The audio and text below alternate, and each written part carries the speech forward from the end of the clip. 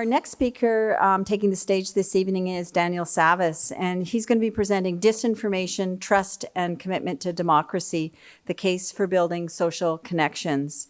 Daniel is a public affairs research specialist with 30 years of experience. Currently, he is a dialogue associate at the SFU Centre for Dialogue and a visiting professor in SFU School of Public Policy. Let us please welcome Daniel to the stage. First thing I'm going to do when I get home is grind up some celery and try that celery juice. Thank you very much for your introduction, Joy. I'd like to get started quickly because I know I only have 5 minutes. I'm going to briefly go through a project that I'm helping the Centre for Dialogue here at SFU launch and lead called Strengthening Canadian Democracy. One of the questions, what the project is doing essentially is three things. We're looking at ways to strengthen Canadians' commitment to democracy. We're looking at ways to create engagement strategies that actually work. And so we're going to be doing the evaluation of some intervention strategies, asking the question, in what context do these strategies work, why they work, and when do they work? So that's the second thing. And then the third thing, once this project is over, what we want to be able to do is take some of those strategies that actually work and scale them up across Canada to hopefully, knowing that they work, we'll be able to strengthen Canadians' commitment to democracy. We're in the third stage of the project. We've done a lot of groundwork, research, consultations, surveys, etc. We've also launched 2 interventions with some community partners, City Hive, Vancouver, and the Vancouver Foundation, and we're actually in the process of designing those projects. Why is this required now? Why do we need a project called Strengthen Canadian Democracy? Well, a lot of the research that I've shown, and this is just one of many slides that I could show you, where there has been a decades-long downward trend in the value to which Canadians place upon the system of government that we like to call democracy. So the Centre for Dialogue, seeing these patterns, said, well, what can we do to make the change to help Canadians, or to help strengthen Canadians' commitment to democracy?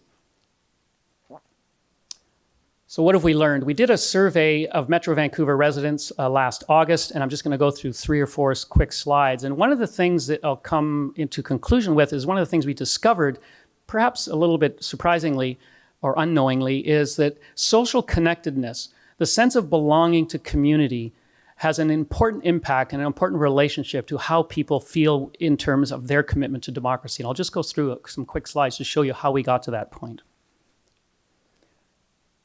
Metro Vancouver residents value a great deal different democratic values.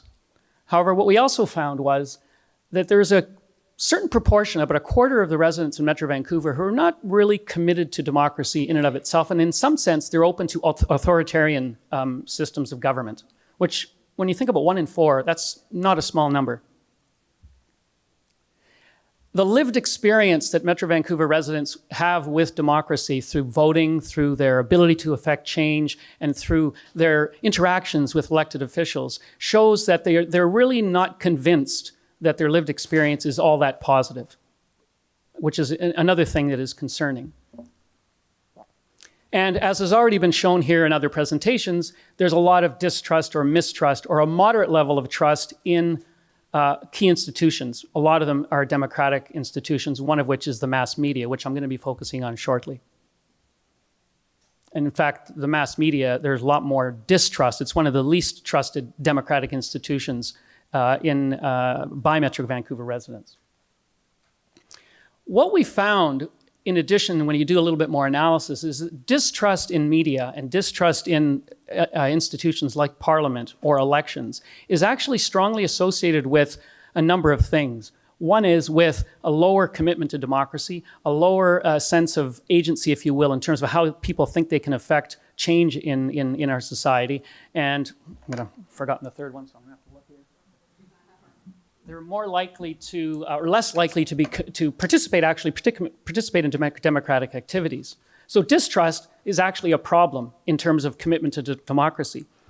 And the surprising thing that we found, and I don't have the numbers here because it'd be far too long, but when you think about, we asked the question, how strong a sense of belonging do you have to your neighborhood, which is in some senses a strength of commitment to community, it almost reverses that distrust.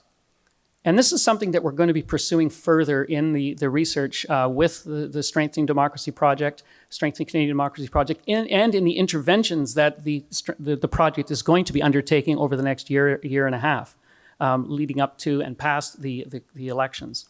So what is going to be happening next is we do have the interventions by City Hive Vancouver and the Vancouver Foundation. We're also going to be launching a national opinion poll, renewing some of the same questions that we did in Vancouver across Canada. And so stay tuned, and we'll be seeing some more results. Thank you very much for your time.